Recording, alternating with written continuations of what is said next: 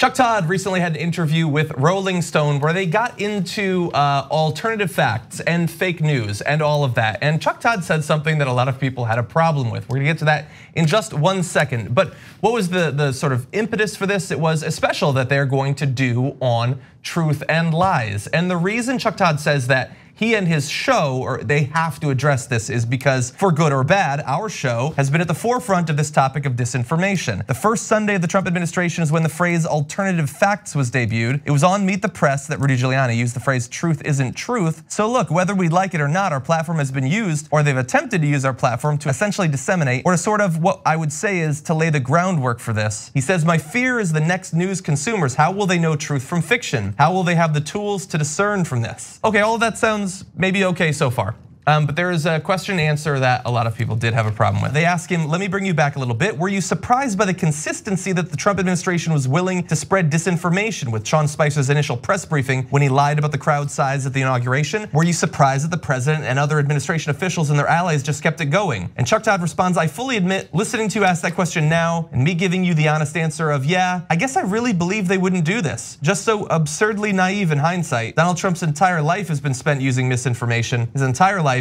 I've spent years studying him now on trying to figure out how did this guy even learn politics? Where did he learn? And we'll have more on that, but that's sort of the money part. Yeah, there's actually things that I think are slightly worse, but I'm trying to understand them, and I've been trying to be as understanding as I can. But really, it occurs to you 3 years into the Trump administration that maybe they're not leveling with you. Really. I mean, so what do you want me to say? What do you want me to say? Like, look, I've given Chuck Todd credit from time to time when he challenges a guest.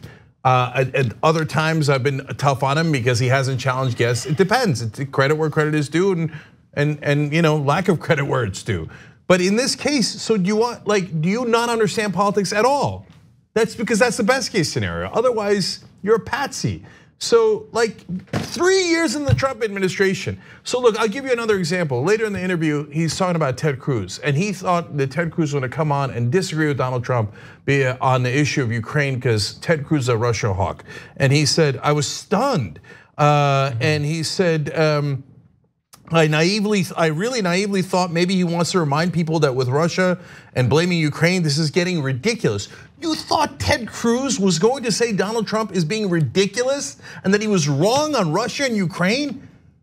That just happened. That interview was like a week ago or something, right? How could you possibly think that?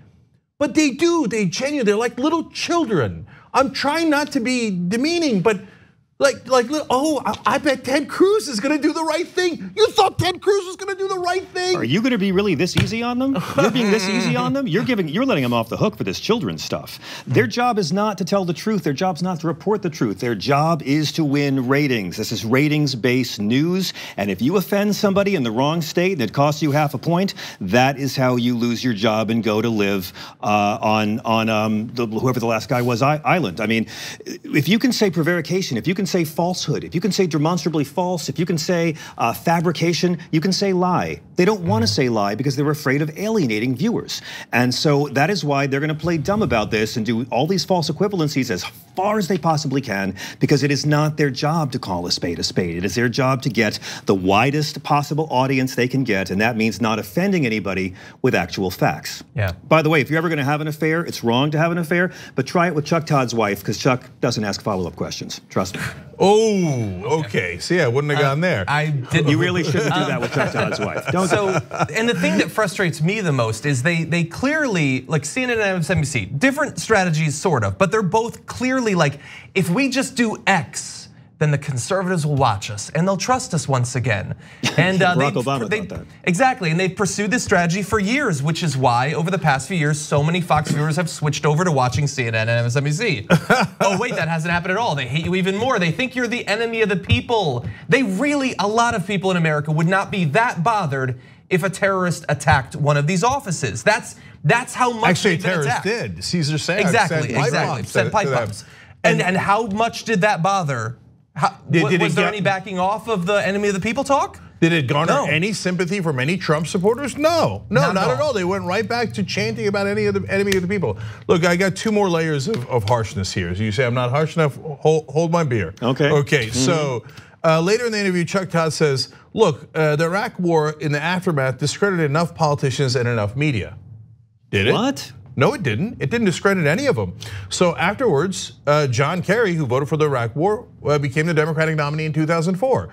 And then Hillary Clinton, who voted for the Iraq war, became the nominee in 2016. I mean, they all lost and they all suck and they were rejected by the American people. Oh no, Hillary Clinton won. Is she president? For God's sake, is she president? No, you keep being establishment people who were for the Iraq war, who paid no price at all for being constantly wrong. And who's leading right now in the national polls? Joe Biden, who voted for the Iraq war. What price did they pay for being so wrong? And the media, are you kidding me? Anyone who was right about the Iraq war was ostracized because it was so embarrassing to look at people who were right and who told you were wrong. Everyone on TV was wrong. Everyone on TV was wrong, and not one of them lost their job. But if you're a progressive who called them out, you're all gone. You're all gone. Because again, their job is to win the ratings, and war is ratings crack. Donald Trump represents 4 straight years of war-sized ratings for them, which is why some of the people who write the checks for some of these media outlets don't really want to give away their ratings or their newspaper circulation or their lovely tax cut. It's not a matter of the journalists rising up to beat the Trump supporters. You've got to let the truth beat lies. That's why you're here. That's why you went to journalism school. If you wish to be remembered, you already know, Chuck Todd, how history is going to consign Donald Trump to the trash heap of mediocre fascists. Get on the right side of the curve before it's too late. But again, it's not their job. These are guys who watched Star Wars, watched Empire Strikes Back, and halfway through Return of the Jedi said, oh wait, Darth Vader's not the hero, is he? Come on. Yeah, so let me continue on the Iraq war because Chuck Todd continues. He says, it turned out that the previous generation of national reporters missed the story in the moment. I'm not saying they were dishonest in the moment. They were too trusting of their sources. They maybe were too naive. I don't think it was active disinformation. See, you don't understand anything. You're telling me Dick Cheney was not doing active disinformation? And you're saying that with a straight face in the year 2019. That Dick Cheney was not lying about weapons of mass destruction. Forget that, about the connection to 9/11. Iraq had no connection to 9/11. You allowed Dick Cheney on Meet the Press, your organization did, and have him do those bald-faced lies and lied us into war. And what, did anybody get punished? Are you kidding me? Tom Brokaw goes around on a cloud at NBC and everybody has to go kiss his ass while the cloud goes by. Tom Brokaw is not run out of town, you idiot. You got duped by Don Rumsfeld and Dick Cheney and you aided and abetted those lies? No. Brian Williams, you name it, it doesn't matter. You all did it. You all did it. Brian Williams is the only person to lie about the Iraq war to get a demotion in America. Yeah, and that's not because he said the Iraq war was a bad idea. That would have been correct, right? No, they said, oh, well, he fudged about being on a helicopter or whatever, right? Look, and it isn't about any one particular person. I've met Brian Williams. He's a very nice guy. It isn't personal. I know they'll look at this and think we hate them and it's personal. No, it's that you're not good at your job. You actively lie to the American people. So here comes the great irony. So Trump, when he says enemy of the people regarding the press, that is dangerous talk, okay? And I believe in journalism. And we here at Young Turks, we're trying to protect journalism and rebuild it. So did anybody get Iraq right? Absolutely. McClatchy newspapers did a fantastic job on Iraq. Print journalists studied the sources, questioned their sources, and got the story right. Amy Goodman was right. There were other people who were right, okay? So it's not like you couldn't see it.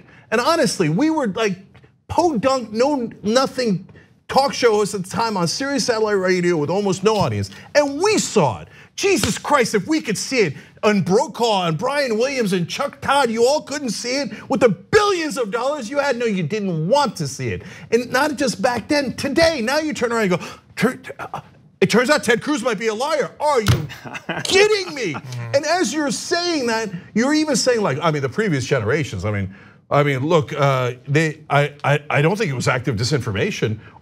I mean, Ted Cruz might have said one thing wrong on my show, but are you trying to say Dick Cheney might have been doing active disinformation? No. And you guys, you schmucks, the right wing is never gonna like you. The whole point of the right wing is to tear down every source of information we have? Professors? Well, they bring you information. They're terrible. Don't believe media. They bring you information. Don't believe them. Scientists. They bring you information. Don't believe them. Why? Because they want to replace it with propaganda. So it is not an attempt to make you better. It's an attempt to destroy you. Progressives, on the other hand, believe in journalism. And what do? You spit in our face because we're right. It drives you nuts. We were right about everything. The Iraq War. The Republicans only do tax cuts for the rich. They never care about the budget. I can give you 1,000 things that we were 100% right on. 2016. Okay, and climate change. And you're lying about Medicare for all as we speak. As we speak, you're lying about it. So the reality is, you're not the enemy of the people. But are you fundamentally opposed to progressives? Yes. Are you fundamentally opposed to doing factual correctness? Actually, the answer is, and this is super depressing, yes. You're in favor of political correctness. Hey, I don't want to lose my Republican viewers. I don't want to lose access to my Republican politicians. So what am I going to do? I'm not going to tell you the truth. I'm going to take the truth and pervert it so that it's 50-50. I'm going to equate the liars with the people telling the truth. And in fact, the people telling the truth about Iraq War, et cetera, I'm not going to allow them on TV. I'm not gonna allow them on TV, but Ted Cruz and Dick Cheney and all those monsters and Kellyanne Conway and Rudy Giuliani, they'll be littered all over TV, And the only Democrats that'll be allowed are people that believe in the Pentagon and the Brennans and the Claire McCaskills, the ones who go, oh, the Republicans are right, Tax cuts for the rich are great. Us doing these aggressive wars are great. Look, if you think you're doing journalism, you're not even close. You're not even close. I know that you're gonna hate us way more than you hate the right wing, because the thing that gets under your skin the most is when someone is right about you. It's easy to brush off Donald Trump. The guy's a clown. He lies every day, 7,000 times a day. It's easy to brush him off. It's easy to even go, oh, Ted Cruz, maybe, oh, wow. After 7,000 lies in a row, maybe I brush him up a little bit. I'm sorry, Ted. Come back on the show, Ted, please, I'm sorry. And it will have been forgotten by the next time he's on. Yes, that's 100%. They're gonna learn nothing from this. They're gonna learn nothing from this. But when we're right, God, it drives them crazy. God, that's the thing they can't stand the most. The only thing worse than hindsight needing 15 years to still get it mostly wrong is with Ted Cruz, the next time he's on, they're gonna pretend that he's an honest gentleman from wherever, from Texas. And the next war, they're going to buy whatever is told to them. And honestly, if the whistleblower hadn't blown the whistle, and if if Zelensky had his interview with Fareed Zakaria, they would be covering that totally serious and straight face too. This isn't even like at this late hour, I finally understand. It's I'm saying I understand, and then I'm gonna go right back to doing the thing that I do. And last thing, guys, so whether it's Jake Tapper telling Mehdi Hasan, we never have progressives on. So let me ask you a question about progressives. Jake, did you ever think, wait, why do we never have progressives on? Hey, wait, it looks like Bernie Sanders might win the presidency. I know you guys don't believe that because you hate him. And you say, oh, Bernie Sanders, he's leading in New Hampshire, almost caught him in Iowa. And he's second in Nevada, second in national polling, has been through. Bernie Sanders, no one I know in the country club thinks he's gonna win. And you don't think you're biased. You don't, it never even occurred to you that he might win. And if he does, and if it does occur to you, it comes to you in a night sweat and with dread. And you don't think, hey, maybe I'm biased. No, God forbid, I wouldn't want to ruin your pretty little dreams about who you are and how sacrosanct you are.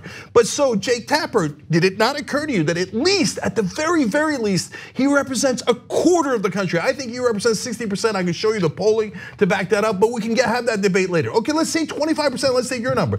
So 25% of the country, you don't care about them. The Republicans, but hey, 25% of the country, we never have you sons of bitches on. Oh, okay, here, what do you got? Say one thing and then get the hell off my show, right? And then Washington Post, you did that brilliant story, Washington Post, about the Pentagon and how they've lied for every year of the Afghan war. Did you learn anything from it? My prediction is no. No, you'll then turn around and the next time the Pentagon says something, you'll kiss their ass and you will write it down as a fact, even though you know as an institution that they lie almost as much as Donald Trump does. They lie on purpose as a matter of strategy. You're the ones who exposed that. And I give you credit for that wonderful reporting. But you have instant collective amnesia. Ted Cruz will be invited back on. The Pentagon will be believed in the next story. David Axelrod said, none of us think that Bernie Sanders can win.